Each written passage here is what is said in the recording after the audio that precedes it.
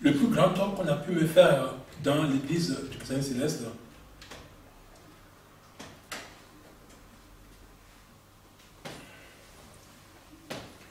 c'est de faire en sorte d'éloigner des personnes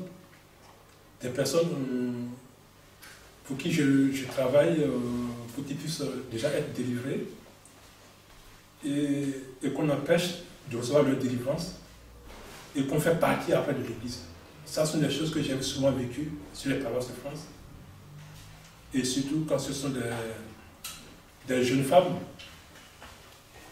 Et quand ce sont des jeunes femmes qui sont victimes de ça, ce sont des choses qui sont difficiles. Mais quelque part, il faut savoir qu'il y a beaucoup d'appelés, mais il y a très peu d'élus. Donc toutes les personnes qui sont appelées, si c'était vraiment leur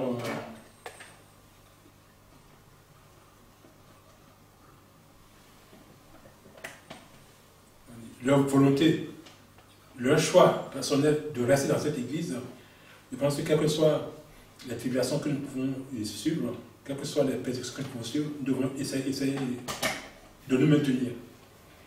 Quand Dieu t'appelle, et que c'est vraiment un appel de Dieu, d'autres personnes peuvent essayer de t'empêcher d'évoluer, de t'empêcher de rester. Il faut te battre pour rester. Et le conseil que je donne aux jeunes aujourd'hui, c'est que même quand vous amenez des amis, de la famille à l'église, essayez d'être à leur côté, essayez de les écouter et essayez de les amener vers des personnes qui peuvent les exhorter et leur permettre d'évoluer. Parce que j'ai vu beaucoup de personnes arriver que malheureusement, je vois que par manque d'esprit de discernement. Et aussi, il y a aussi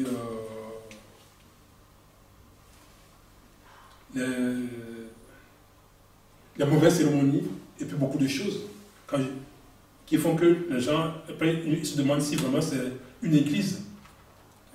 Si c'est une église, et puis qui sont découragés et qui repartent. Moi, c'est ce qui me fait le plus mal dans l'église. Tout cela, on le met entre les mains de Dieu pour que nous soyons vraiment de vrais évangélistes, que nous soyons vraiment de vrais prophètes qui travaillent pour l'avancement de l'œuvre. Si je regarde aujourd'hui la population du Céleste en France, nous sommes entre 2000 et 3000 qui viennent souvent à l'église. Mais on aurait pu être beaucoup plus, 10 000, 20 000.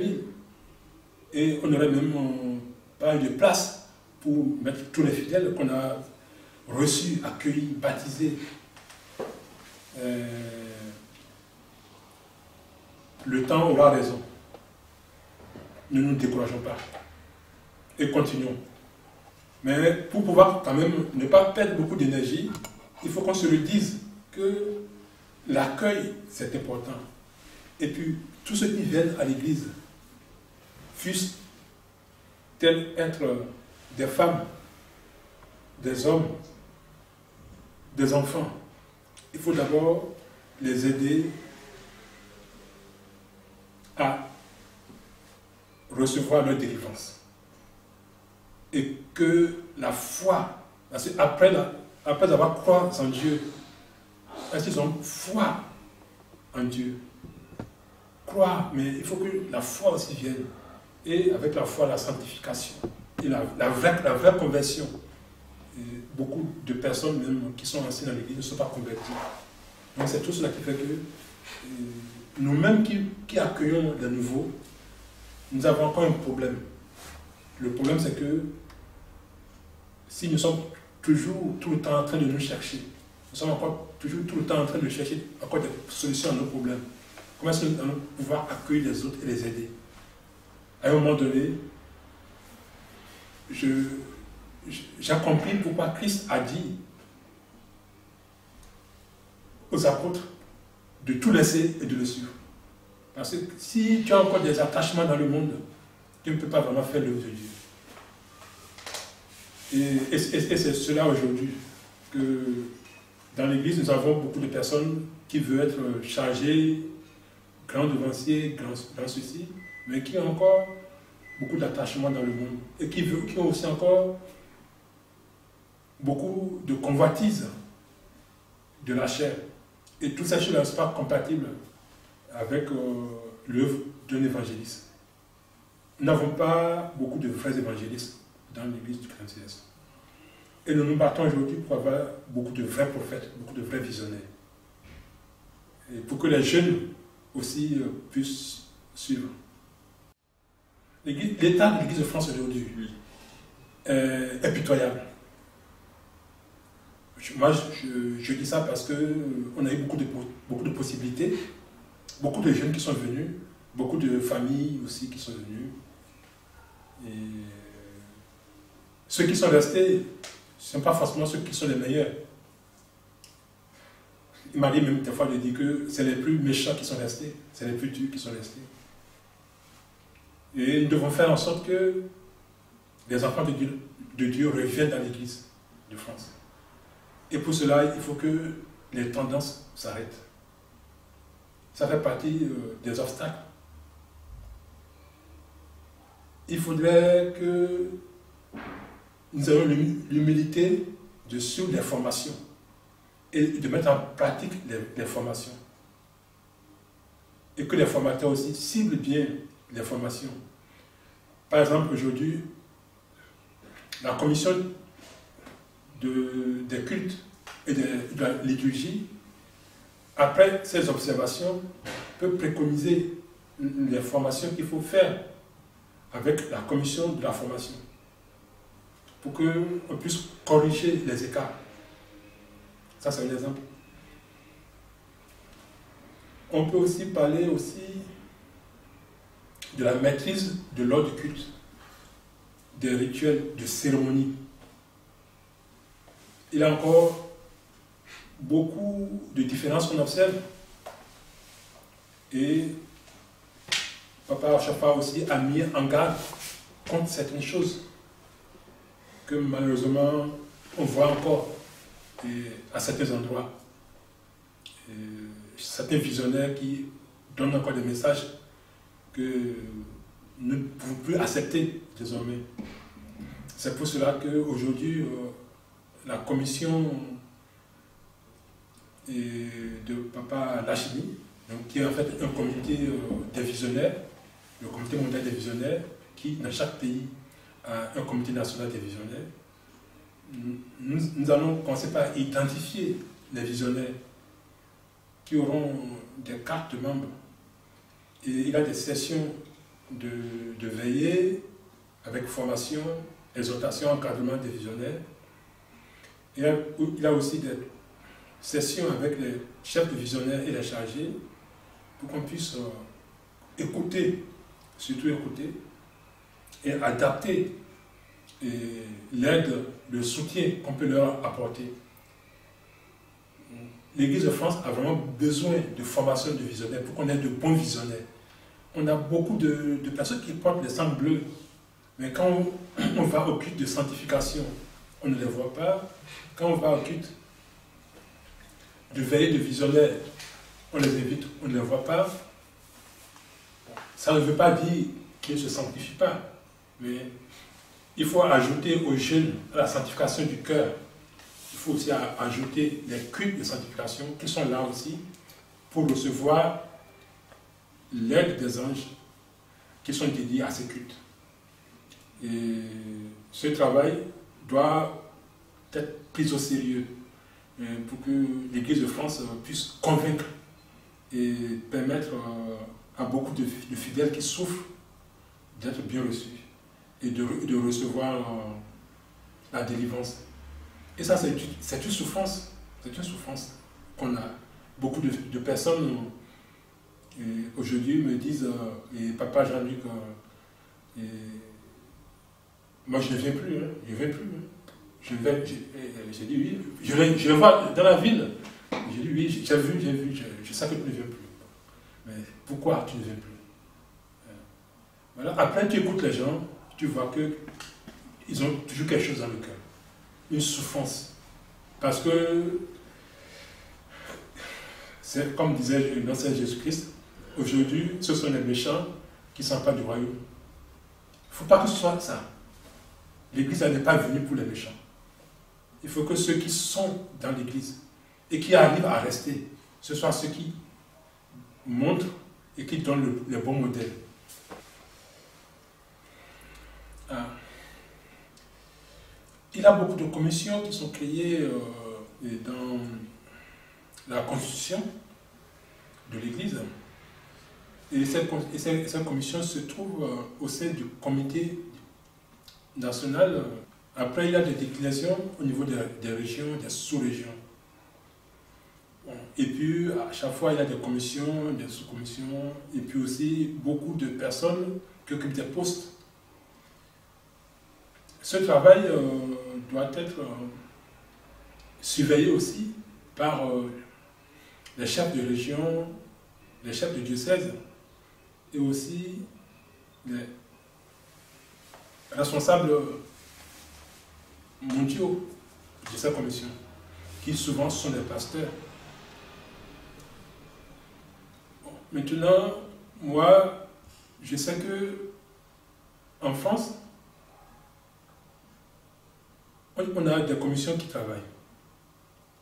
Bon, il y a des commissions qui disent qu'ils n'ont pas les moyens de travailler. Et ça sont des questions, quand le pasteur vient, il pose des questions, il fait des réunions avec le comité. Et chacun doit présenter aussi des rapports. Ce qu'on peut dire, c'est que les commissions qui ont envie de travailler, des fois, peuvent se confronter à plusieurs hostilités, à plusieurs oppositions.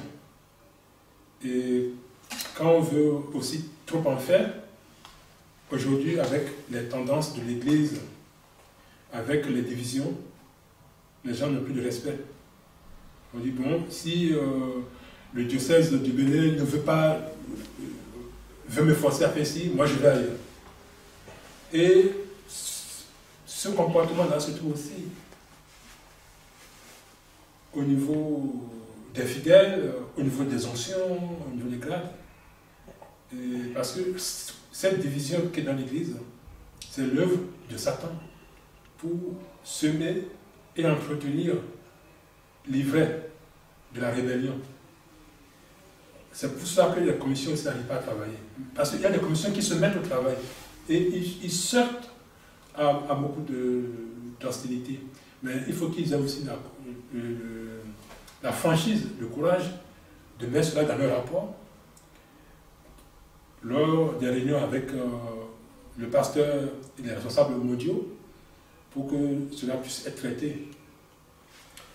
Dans le cas du village supplément David Abiassi, je ne peux pas parler à sa place, mais je sais que bon, quand il était venu nous rendre visite à Saint-Victoire, il avait à un moment donné parlé donc, de ces formations qu'il a organisées et il s'est inquiété donc, de ce que la présence des devanciers qui étaient concernés n'avait pas été remarquée. Voilà, bon. Et puis, plusieurs réunions, plusieurs formations. Alors, pourquoi est-ce que cela se passe alors que lui, il a quand même de l'autorité? Donc, ça, c'est quelque chose que je ne peux pas dire, je ne peux pas répondre à sa place. Je vous inviterai à lui poser la question. Moi, je suis un homme qui aime rester fidèle à ses principes. Et jamais, pendant que je vis avec une femme, je ne l'ai trompé. Parce que un bon chrétien, ça ne pense pas là. C'est la fidélité. Si tu vis avec une personne, tu travailles avec quelqu'un dans une entreprise, c'est que tu ne fais pas un jeu double. tu vis avec une personne, ton conjoint, ta conjointe, tu ne fais pas un jeu double. Ça, c'est un exemple qu'il faut qu'on donne aujourd'hui à nos enfants. Si nous arrivons à donner cet exemple-là à nos enfants, nous allons voir que dans l'œuvre, ils verront que nous sommes des modèles. Modèles de fidélité, modèles de persévérance. Parce que Papa Shafa a commencé rien. Il a commencé sans avoir rien en poche. Comme Abraham a cru à Dieu et il a été justifié. Papa Shafa a cru à la parole. Il avait la foi, il a persévéré et Dieu l'a justifié. Donc la persévérance aussi, parce que rien n'est jamais facile dans la vie. Et il faut être combatif. Et il faut montrer cela aussi aux enfants, que malgré que c'est difficile, malgré que j'ai du mal à y arriver, malgré que je peux avoir aussi des handicaps dans la vie qui m'empêchent de réussir, je me bats pour réussir. Et ces choses-là, il faut toujours le montrer à nos enfants. Et par rapport à l'Église, c'est de leur montrer qu'on aime ce qu'on fait et qu'on ne va plus chercher ailleurs et que Dieu seul suffit à nous apporter la solution à nos problèmes. Et leur montrer qu'on prie, que ce n'est pas la prière qu'on reçoit, la réponse à nos attentes. Mais certaines personnes aiment montrer qu'il y a encore des mystères, des cachets. Jésus nous a parlé clairement, ouvertement. Il a dit, tout ce que j'ai appris de mon Père, je vous l'ai enseigné. Faites-le de même, vous aussi. Si on prend dans Hébreux 6.12, Hébreux 6.12 dit, nous devons suivre l'exemple des hommes qui nous ont donné des modèles de persévérance, de foi dans leurs œuvres. C'est ce que je demande aujourd'hui à tous mes pères dans l'œuvre, que le Seigneur soit avec nous. Les perspectives de l'Église en France, moi je dirais qu'elles sont bonnes. Elles sont bonnes parce que il y a la jeunesse. Malgré qu'on a vu partir beaucoup de jeunes, on a encore des jeunes qui sont là. Et ces jeunes-là, c'est eux aujourd'hui qui nous apprennent encore à aimer notre Église.